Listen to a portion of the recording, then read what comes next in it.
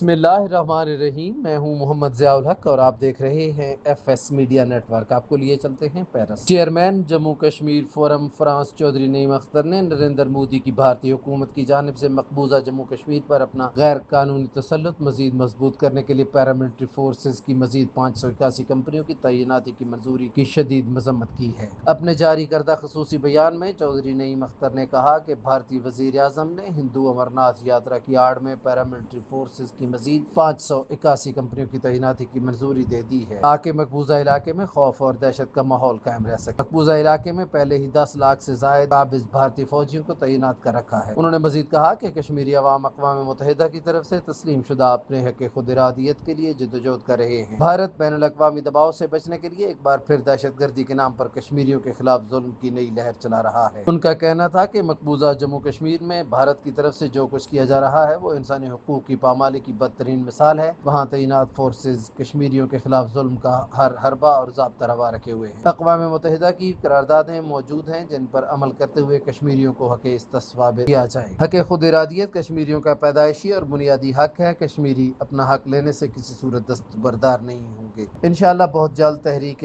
آزادی کشمیر اپنے منطقی انجام کو پہنچے گی اور مقبوضہ جموں کشمیر کی حیثیت بحال ہونے کے ساتھ ساتھ کشمیریوں کو اقوام متحدہ کی قراردادوں کے مطابق ان کا حق خود ارادیت مل کر رہے گا۔ سبسکرائب کیجئے F S media network اور دیکھتے رہیے تازہ ترین تبصرے اور خبریں۔